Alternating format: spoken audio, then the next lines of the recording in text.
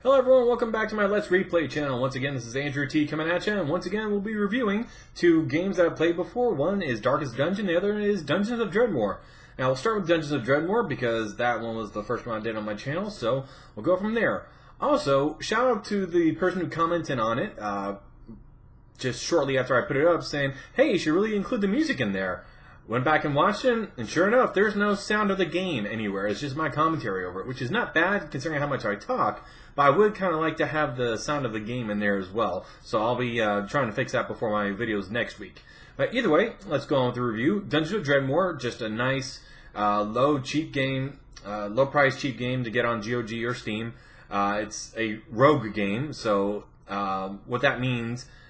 And most of the information I'm getting from Total Biscuit, so if I get one or two things wrong, it's just from memory and, you know, what I remember him saying. It's a rogue game. Apparently, the original game, Rogue, is very much like this, where you have a character, you have a dungeon or a set area, and every time you move, the enemies move. And when that happens, you have to be kind of strategical whenever it comes to terrain and what line of sight. So you're going through it, you can get your different, abilities at the start. They get about 30 of them. All from basic, hack and slash, shield, sword abilities to regular magic to off-the-wall magic like what was it, flesh golems and stuff like that. Just stuff that's off the wall, but it's pretty cool to find out about.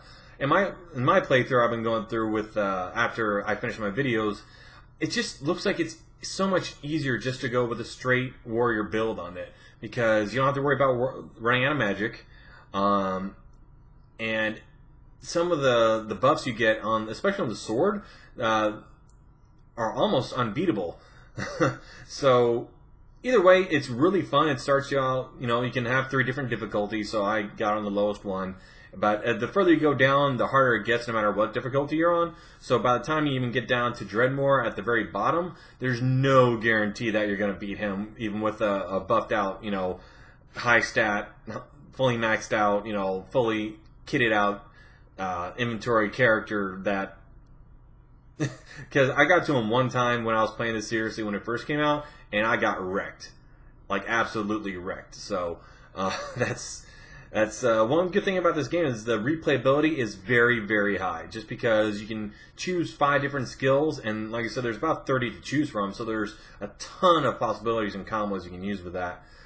Not to mention that it's all procedurally generated, so every dungeon level is different. Plus, you can have an option to put smaller dungeons to make it even easier. So that way, you're not spending 30 to 40 minutes going through a single dungeon trying to 100% everything on it, or kill every enemy, or find every item, and then go to the next level.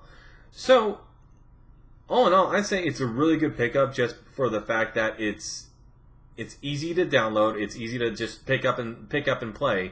And even though you can't really save it, and if you die, go back to your save, you can save it when you're stopping, if you have to stop. But once you load that save, if you die on that character, you got to start all the way over at the beginning, which is something that I really like on the permadeath scene, because with a game like this, you don't need to feel that, what's the word I'm looking for, committed to your character.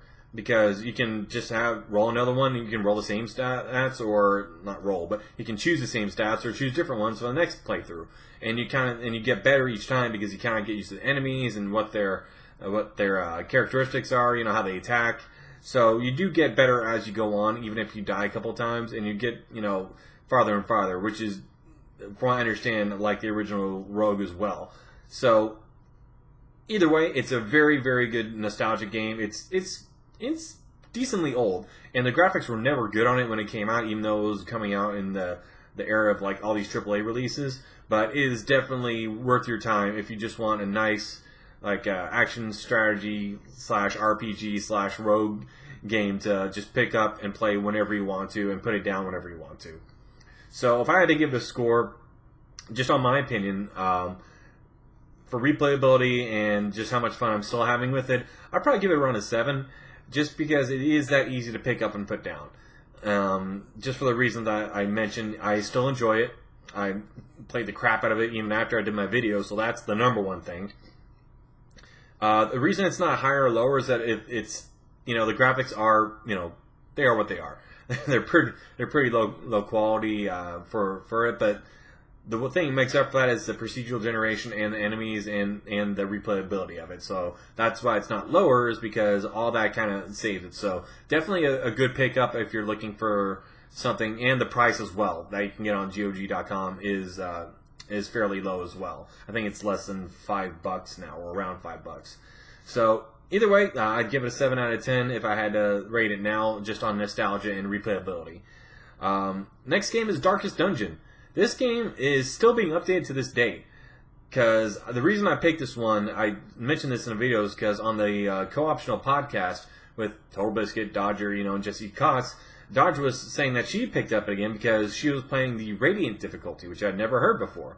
So apparently you can use higher level characters on this to play lower level dungeons that you normally would only have like level 1 or level 2 characters for. And then once they get too high, you can't go back to those. So, Darkest Dungeon is a Lovecraftian turn-based action. I guess you can call it like an RPG, almost an action RPG, just because you can, you go it's turn-based. You go turn by turn.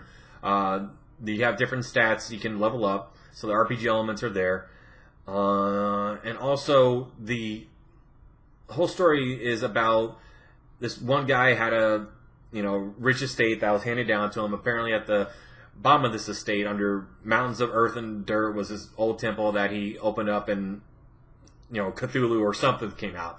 Not Cthulhu, but kind of the Lovecraftian universe just kind of poured in. So he's saying, okay, this happened, someone's got to come here and fix this. So the call's gone out, and you're one of the people that are going over there to try to fix it. So the thing that sets this apart is that the tone and the animations aren't really animations. They're almost like flash animations, in that every tag is just like a splash screen. So the movement is grid based. So every map you get to is procedurally generated with a top down view of the map, and then there's like 4 squares between room to room. Well, the short maps are usually around 7 or 8 rooms, and you can go throughout them depending on what you're supposed to do. So in the beginning, you have stuff like, just go to 90% of the rooms and you've cleared it. Doesn't mean you have to fight everyone. Usually you have to, though, or at least go through traps or whatever, or double back once to get through them, just because that's how the game wants you to play it. And then there's stuff like, kill 100% of the room battles. So the battles between the rooms, which can happen, don't count, but the ones in the rooms, you have to do all of those. There's also mini quests like defeat the necromancer, stuff like that, level 1, which I don't think I've ever done, just because I never really had the characters for it before. So when I keep playing through on the Radiant difficulty, hopefully I'll do better. So there's Radiant, there's Darkness, and there's the uber hard difficulty. And this game, it has a lot of cool mechanics in it, because your stress level, like just being in the dungeon, your stress level goes up periodically. For different characters, like maybe about 1 or 2, but you get maybe 100 stress that once you get to that, that's it. You get a status modifier that's usually negative. Every once in a while, you can get kind of a positive one, like rabies. It'd be like, your speed goes down by 10, but your damage goes up by 10. Well, okay, I can't attack as fast, but I can attack harder. So even though you have that, it may actually be beneficial depending on which character has it and how you play. So there's other stuff on there. There's so many different characters you can get. There's healers, jesters. Gosh, the list goes on and on. There's regular knights. There's highwaymen. There's grave robbers. There's bounty hunters. There's candle masters. There's tons of different variety for the characters you can get. Plus, you don't have to worry about your characters dying, because you can always get more the next week. So each time you go into the dungeon and come out, it's about a week later. So when you come out, it gives you an update. If your guys are too stressed, you can have them, go to either a sanitarium, an abbey, or a tavern, and get your stress, reduced for the next week. Or if you have status effects that are, because they're permanent until you take them off, you can go to sanitarium and put people in there like, okay, this one's really bad. I can't really play with this character anymore until I at least get this one off. You can, have them be in there, but it costs about $1,000 to do any of this, to either stress relief or to get your status effects taken off. Plus, any artifacts that you don't find in the dungeon or are rewarded for at the end of the dungeon to buy are usually around 6 to 7 grand for the just average ones. So for the beginning ones, let's say you get about 3,000 for your bonus for completing the dungeon, then you find another 3 grand there. But let's say you got to spend at least 3 grand just getting 3 or 4 characters stress relief, or maybe your 4th character needs his status updated. So you got to go. Hopefully, if you're just beginning the game, or if everyone else has died, you have to have 4 characters in order to embark. So you have to get at least 2 from the caravan that may be level 0 at that point, and then use 2 guys that you were like, okay, they may not make it through, but I need at least 4 to get through this area. So there's also always this stress in the back of your mind of managing your characters and what you need to do to get through the next portion of the game, the next time you embark, and whatever level you choose. Because there's about 4 different ones. The difficulty's all on level 1 until you start doing them over and over. Then that starts getting higher and higher. The difficulty level, even though your characters may be going in there level 1, because you've done it like 8 to 10 times, the difficulty is ramped up automatically. So this game has a ton of replayability. Like I said, they keep on patching and they keep on adding these different things. I think there are a couple of events that happen randomly. Some weeks, good or bad. Like, this week it doesn't cost anything to get your guys de-stressed or whatever. Or hey, we'll give everyone a buff this week whenever you go into the dungeon for whatever reason they come up with. So from the time it came out till my most recent playthrough, it is definitely a game worth picking up. I can't remember what the price is right now. Let me look it up real quick. Let's see. Darkest Dungeon.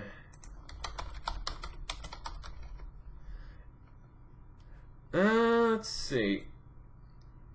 It's about $25 right now. But for what you get, even if it is so old, it is pretty decently old. It is a very good game. The voice acting is great on it. The replayability is very, very high. So if I had to rate it, I'd give it an 8 out of 10. I know you could say, hey, how can you do that whenever Dungeons of Dredmor was only 7 and that has a lot less, graphics and, things like that. That's because Dungeons of Dredmor is a 7 out of 10 because the replayability you can pick up and put down at any time. And this one, you get invested very easily, and you can easily lose hours playing this game. You don't want to stop. So the reason why I can't be any higher is because it's not really AAA. There's no real animation to speak of. But for what it is the perfect version of it. So even though it can never be like a 9 or a 10, it is still the highest I could probably give it on my opinion. So if you have the money, I definitely guarantee picking it up. It is, especially if you're into the lore or Lovecraftian universe, or just going through roguelike style and just getting your characters leveled up and being kind of committed to your characters. Either way, it's a very good game. All right, that's all I have to say this week. I will try to fix the sound issues before next week. When get 2 more coming out. I never know which which games I'm going to play. I usually just decide that day and what looks fun to play and what I haven't played in a while. So I have a pretty extensive Steam library. I got over 100 games, and I got about as many in the GOG.com with only a couple crossovers. So yeah, we got a lot of content to come, and there's always new games coming out. So once again, I'm Andrew T. Thank you all so much for watching, and y'all have a good one.